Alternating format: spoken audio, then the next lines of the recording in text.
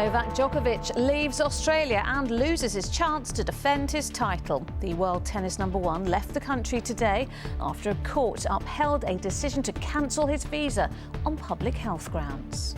It's not a good look for Tennis Australia and the Australian Open, the state of Victoria or the Australian government or Djokovic himself. Also ahead, a 6th Tory MP calls for Boris Johnson to quit over Downing Street's lockdown parties. Prince Harry launches a legal claim against the Home Office. He wants to pay for his own security in the UK and his last ball, that is it. It's all over for England, a crushing Ashes defeat down under.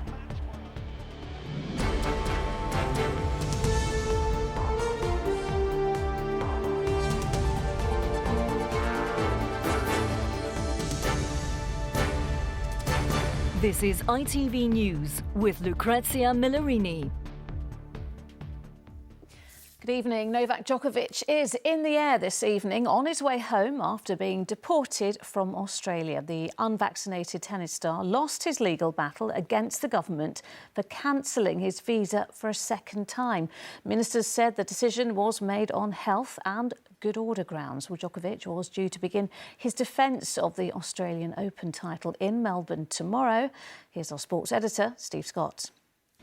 His final moments on Australian soil before an humiliating exit. There's no question the Novak Djokovic saga has dragged on unnecessarily. How are you feeling, Mr. Djokovic? Leaving Tennis Australia and the country's judicial system looking almost as culpable as the world #1 himself. That he was kicked out because he'd become an icon for anti-vaxxers will no doubt be a ruling argued about for some time. But the flight home ends 10 days of turmoil for Djokovic, during which the unvaccinated tennis star has had his visa revoked twice and been in and out of detention. He also apologised for carrying on with engagements when he knew he was infectious and submitting wrong information on his entry application. The orders of the court are the amended application be dismissed. Breaking news, and Novak Djokovic has lost his appeal and will be deported. Serbian fans who've campaigned for him to stay are exasperated by today's final verdict. I can't understand what kind of threat Novak to this country, to me, to you, to all of us. How did the first court rule in his favour, but now it ruled against him? Why? Because it's all politics. Djokovic says he is extremely disappointed by the decision and will now take some time out before commenting further. In Serbia, his president is more forthcoming, questioning Australia's motives. It's not Novak that is humiliated. I think Australian authorities humiliated themselves.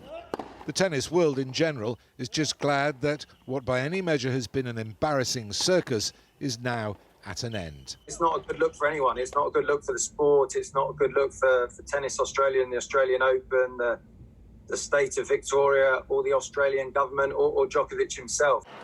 The tennis now gets underway without him, but there are still many questions he'll have to address before the next tournament he's invited to play in. Steve Scott, ITV News.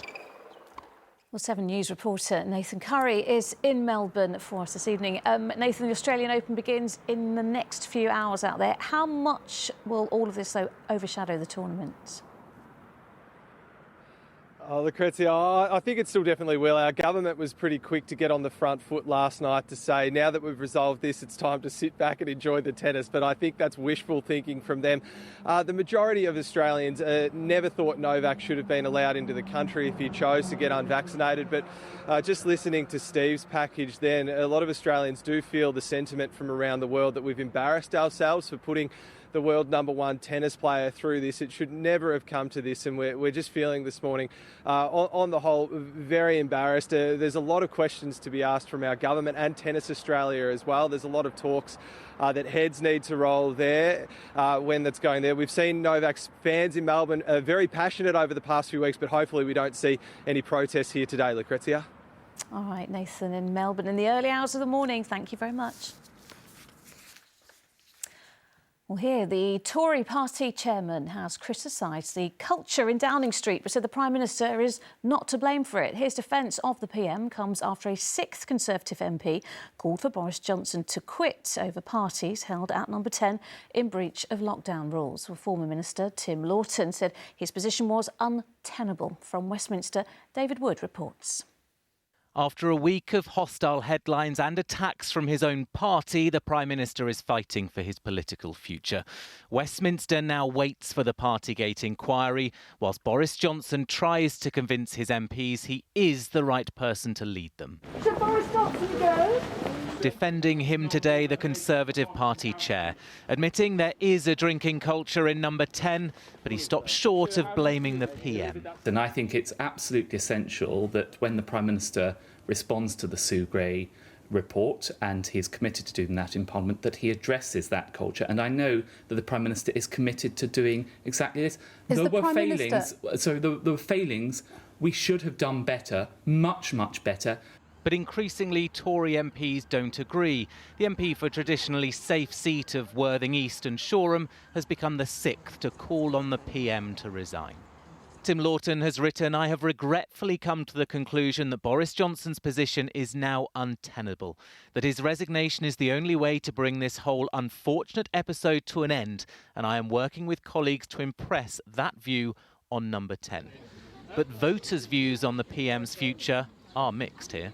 I think if I was in his shoes, I probably would just go. He did wrong, he's apologised, and that's it. I'm not following much, yeah. It's okay. If he has to go, he has to go. If he has to stay, he stay. Just gone a bit of a step too far, maybe, and the people deserve a bit of honesty. MPs will return here tomorrow with opposition parties piling yet more pressure on the PM. The Lib Dems want a vote of no confidence in the government.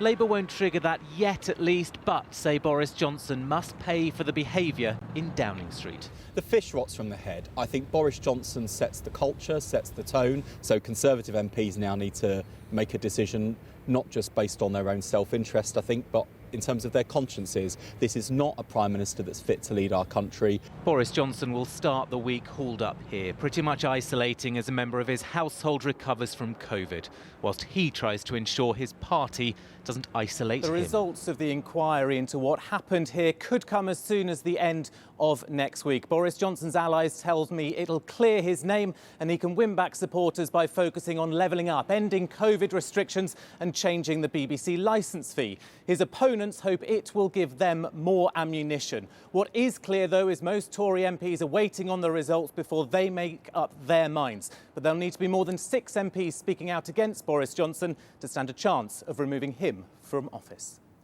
All right, David, in Downing Street, thank you. A 5-year-old British girl has been killed in a tragic skiing accident in the French Alps. According to French reports, the young girl was having a lesson when a skier careered into her at high speed. And there are growing fears over what damage may have been inflicted on the Pacific island of Tonga after a tsunami was triggered by a huge undersea volcanic eruption. The New Zealand government says communication there remains limited. In the last hour, a British man who held a rabbi and several worshippers hostage at a synagogue in the US state of Texas has been named as Malik Faisal Akram. The 44-year-old was killed after the FBI stormed the building in Colleyville this morning. The Foreign Secretary, Liz Truss, has condemned what she called an act of terrorism and anti-Semitism. Our global security editor, Rohit Kachru, has the details. For 11 long hours, no one knew how this would end. But after taking 4 people hostage at a synagogue in Texas, the gunman was killed by an elite FBI team. The worshippers and a rabbi released. We'll continue to investigate his contacts. Our investigation will have global reach. We have been in contact already with multiple FBI legats to include Tel Aviv and London. Some of those who hadn't been able to attend the service watched online and heard the commotion, the voice of the suspect with a clear British accent. What am I going to do with taking 4 guys hospital? What's the point? What is the point when I'm going to die? I don't want to die. Because guess what? In my religion, martyrdom is the key, not having no vaccine. It's a blessing in disguise. The hostage taker was Malik Faisal Akram, a 44-year-old British citizen. He'd been demanding the release of Afia Siddiqui. She's a Pakistani neuroscientist known as Lady Al-Qaeda, sentenced to 86 years for the attempted murder of US soldiers. Demands for her release are common among Islamist terrorist groups. We will send you a picture of Kayla's dead body. Last year, the parents of Kayla Muller, an American kidnapped by ISIS in Syria, showed us emails from her British captors. They too included demands for Siddiqui's release as part of a prisoner swap. Moments ago, the US government confirmed this was an act of terrorism. We then all should also raise our vigilance against acts of terrorism, acts of anti-Semitism, particularly at synagogues and places of worship in this country. ITV News understands that FBI officers are flying to the UK to speak with the family of the attacker. Rohit Katru, ITV News. Prince Harry is taking legal action against the Home Office over its decision to block him paying for the police to provide security. While in the UK, the Duke of Sussex wants to bring his children to visit from the United States, but he fears it's too dangerous. Well, Sejal Carrier is here. Sejal, so what's stopping him from paying for it? Well, the Duke says he can't unless the UK Home Office approves his offer. Now based in America, he's arguing his private security team doesn't have adequate jurisdiction abroad or access to UK intelligence, which he says is needed to keep the family safe. Now, as you may remember, the Prince lost his taxpayer-funded police protection, police security, after stepping back from royal duties in 2020. At the time, he says he offered to personally foot the bill, but his legal representative said that offer was, quote, was dismissed, adding the Duke remains willing to still pay for it himself rather than impose it on the taxpayer. In a statement, the representative says Prince Harry inherited a security risk at birth for life. He remains sixth in line to the throne, served 2 tours of combat duty in Afghanistan, and in recent years his family has been subjected to well-documented neo-Nazi and extremist threats. Now, in response, the government says its security system is rigorous and proportionate, and that it won't comment further on the legal proceedings or about the security arrangements because it could compromise the individual security. All right, Sejal, thank you. Sport now. Everton have sacked manager Rafael Benitez. His exit was confirmed after yesterday's 2-1 loss against Premier League bottom side Norwich City. Wayne Rooney, who started his career at the club, is one of a number of people rumoured to be linked with the job. Finally, just when it looked like England's cricketers might be heading for a consolation win in Australia, there was another embarrassing batting collapse. In just an hour and a half, England lost all 10 wickets to lose the 4th and final Ashes test, as Chris Scudder reports. Another low down under, England's 4-0 thrashing deja vu from last time here. And yet the day started with the promise of some late redemption. Mark Wood taking 6 wickets as the Aussies were skittled for only 155. Chasing 271 for an unlikely win, the openers started superbly. But then, with the score on 68, the start of England's worst 10-wicket collapse in Australia since 1948. A ball too far for David Malan, hours after a happier delivery, a firstborn baby back home. But this was kid stuff for the Aussie bowlers. Edged, taken. 3 down and England sinking fast. Joe Root got an unplayable ball. Oh, that's got to be out. It barely got off the ground. A bit like England's batting all series. Oh, wobbles. It wasn't pretty. The stumps are rearranged. And his last ball, that is it. England had lost all 10 wickets for 56 runs. Series over. Questions to be asked. I think there's a lot of emotion flying around. I think it'd be very easy to say we need to go in this direction. I think we need to sit down, have a real clear look about what direction English cricket needs to take, what direction English Test cricket needs to take, and this team needs to take to improve.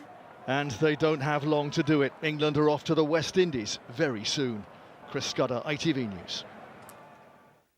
And that is it. I'm back with the late news at 10. Until then, enjoy your evening. Bye-bye.